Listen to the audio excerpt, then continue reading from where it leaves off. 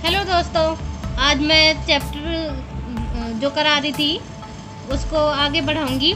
इसमें करा दिया था मैंने, काफ़ी करा दिया था, शिल्प उत्पादन तक करा दिया था। तो आज मैं आपको आर्थिक जीवन के बारे में बताऊंगी कि जो मोहनजोदड़ो के लोग थे उनका आर्थिक जीवन कैसा था।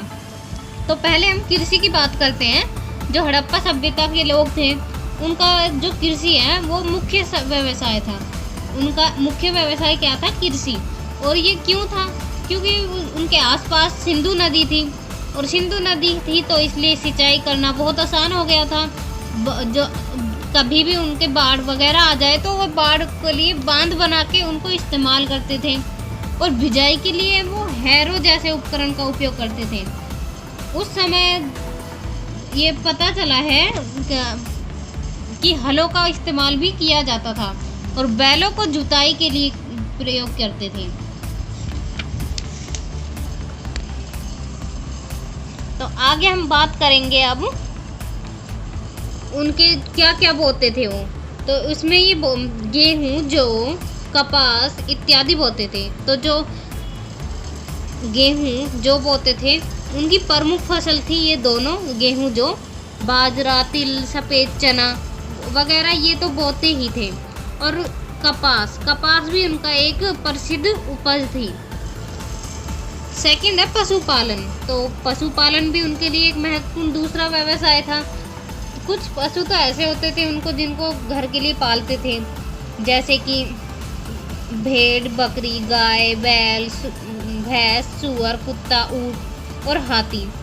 और कुछ ऐसे होते थे जो आर्थिक जीवन में महत्वपूर्ण स्थान रखते थे, जैसे कि ये जो लोग थे, गाय, भैंस, बकरी, भेड़, सूअर, इनका तो दूध, ऊन और मांस प्राप्त करते थे इनसे। और बड़े जानवर थे बैल, ऊंट, गधा तथा हाथी, ये भार ढोने के लिए काम आते थे उनके। और घर की रखवाली के लिए वो रखते थे कुत्ते, यानी कुत्तों को वे घर की रखवाली के लिए रखते थे। और बाकी बिल्ली, मोर, हिरन, बतख, खरगोश ये वो अपने शौक के लिए पालते थे। और उन लोगों को सिर्फ घोड़े को छोड़कर और सभी जो जानवर था उनका ज्ञान था, बस घोड़े का ही उनको ज्ञान नहीं था। तो ये बहुत इम्पोर्टेंट है, बहुत बार पूछा जाता है कि उनको किस जानवर का ज्ञान नहीं था, तो उनको घोड़े का ज्ञान नहीं था। आगे हम उद्योग की बात करते हैं। कृषि तथा पशुपालन के अतिरिक्त उनका वे लोग उद्योग भी चलाते थे। कपास को बड़ी मात्रा में उगाते थे, उससे फिर कपड़ा बनाते थे। तो ये उनका उद्योग हो गया। तो हड़प्पा के लोग रंगने, बुनने, सिलाई करने, कढ़ाई करने इनमें बहुत ज़्यादा निपुण थे। उन्हीं वस्त्र भी बनाते थे वे लोग। और उन लोगों को सोना, चांदी, तांबे इनका भी ज्ञान था, और वे कपड़े में वगैरह में सोने चांदी का भी इस्तेमाल कर लेते थे, जरी बना लेते थे। मूर्ति, भवन इन सब का भी था उनको ज्ञान, तो वो मूर्तियाँ भी बनाते थे, बेचते भी थे। तो ये सब उनका उद्योग हो गई। अब आगे बात करते हैं व्यापार तथा वाणिज्य। तो व्यापार भी वो करते थे और वाणिज्य में भी निपुण थे। तो कच्चा माल, धातु, पत्थर, सोना, चांदी, आभूषण, व्यापार ये सब का वे व्यापार करते थे। जो हड़प्पा के लोग थे वो राजस्थान की खेतड़ी खानों से प्राप्त करते थे क्या? मनके गुजरात से प्राप्त करते थे, सोना दक्षिण भारत से प्राप्त करते थे, और पत्थर कश्मीर तथा अफगानिस्तान से प्राप्त करते थे।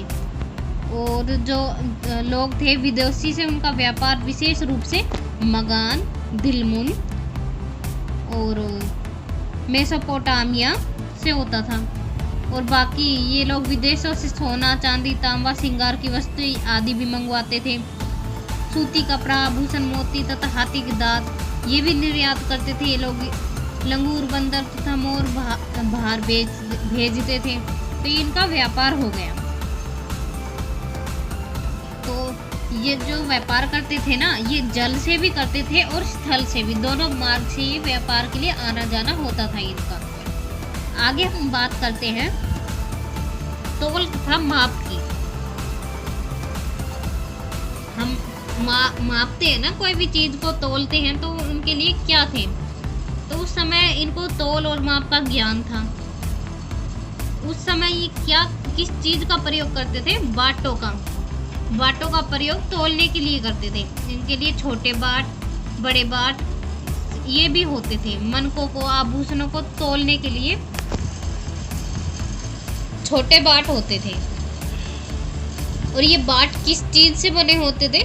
चर्ट नामक पत्थर से बनाए जाते थे। इसको ध्यान रखना, चर्ट नामक पत्थर से बनाए जाते थे बाट। तो ये बाट तोलने के लिए काम आते थे। और ये सभी बाट 1, 2, 4, 8, 16, 32, 64 के अनुपात में होते थे। इनको नोट कर लीजिए, 1, 2, 4, 8, 16, 32 और 64 के अनुपात में ये बाट पाए जाते थे। तो अब मैं आगे आपको धार्मिक जीवन के बारे में बताऊंगी कि इन लोगों के धार्मिक जीवन कैसा था। ये लोग भी हमारी तरह देवताओं में विश्वास करते थे, उनकी पूजा करते थे, अर्चना करते थे। तो अब मैं आपको एक एक करके बताऊंगी। पहले देवी माँ की पूजा। तो ये लोगों को देवी माँ का ज्ञान भी था, इनको देवताओं का, और ये देवी माँ को सबसे अधिक मानते थे, उनकी सबसे अधिक पूजा करते थे। जो हड़प्पा में खुदाई हुई है उससे प्राप्त मोहरे, तावीज, अंकित स्त्री के चित्र देवी माँ की मूर्तियों से स्पष्ट होती है। तो उस समय ये पता चल जाता है। मूर्तियों पर धुएं के धब्बे हैं, जिससे पता चलता है कि वे उनकी दीप जलाकर तेल, घी आदि इत्यादि से पूजा करते थे और देवी माँ को अपने शक्ति का प्रतीक समझते थे। नेक्स्ट है शिव की पूजा। तो ये लोग जो हड़प्पा मोहनजोदड़ो से प्राप्त 3 मुखों वाली मुहर में उसे योगी की मुद्रा में समाधि लगाए हुए दर्शाया गया है। लंबे सींगों वाला एक मुकुट पहना हुआ है, उसके गिर्द 4 जानवर, दाईं ओर हाथी और एक शेर तथा बाईं ओर गेंदा एवं सांड दिखाए गए हैं। तो इसको ध्यान से सुन लीजिए आप, ये बहुत ही ज़्यादा इम्पोर्टेंट है। ये पूछा जाता है बहुत बार कि उसके गिर्द 4 जानवर है, इर्द गिर्द 4 जानवर है, दाईं ओर हाथी है, हाथी एवं शेर है तथा बाईं ओर गेंदा एवं सांड दिखाए गए हैं। उसके सिंहासन के नीचे 2 हिरण खड़े दिखाए गए हैं। और इतिहासकार मानते हैं कि योगी कोई नहीं बल्कि शिव है। तो इसलिए हम पता चलता है कि वे लोग शिव की पूजा में भी विश्वास करते हैं। अब आगे मैं आपको बताऊंगी पशुओं तथा वृक्षों की पूजा। तो जो हड़प्पा सभ्यता के लोग थे वो पशुओं और वृक्षों की पूजा भी करते थे, वे इसमें भी मानते थे। पशुओं में कौन कौन आते थे? हाथी, गेंडा, चीता, सांड तथा भैंस, ये इन लोगों की पूजा करते थे। और वृक्षों में कौन आता था? वृक्षों में अनुमान लगाया है कि वे वृक्षों की पूजा करते हैं। वृक्षों को देवी देवता का निवास स्थान मानते थे वे लोग। और हड़प्पा सभ्यता से मिली मोहरों पर सबसे अधिक चित्र पीपल के मिले हैं। तो अगर आपसे कोई पूछे, क्वेश्चन में पूछा जाए तो सबसे अधिक वक्त पीपल को मानते थे। अगला है अन्य धार्मिक विश्वास। तो वे अन्य धार्मिक विश्वास भी रखते थे। यह बात निश्चित रूप से कह सकते हैं कि उस समय लोग लिंग तथा योनि की पूजा करते थे। पूजा में वे संसार की सृजन शक्ति होने के कारण करते थे। सिंधु घाटी में मिले बहुत से स्नानागारों से इस बात का अनुमान लगाया गया है कि उनका जल पूजा में पूर्ण विश्वास था, यानी कि जल में वे पूजा करते थे। सूर्य की भी पूजा करते थे और पक्षी की भी पूजा करते थे। तो अब मैं आपको नेक्स्ट में सामाजिक जीवन और इन लोगों का सामाजिक जीवन कैसा था, राजनीतिक जीवन कैसा था, ये बताऊंगी। और हो सके तो मैं इनके क्वेश्चन भी करा दूंगी। आज की वीडियो में इतना ही। अगर आपको वीडियो अच्छी लगे हो तो लाइक कर देना और चैनल को सब्सक्राइब कर देना। Thank you.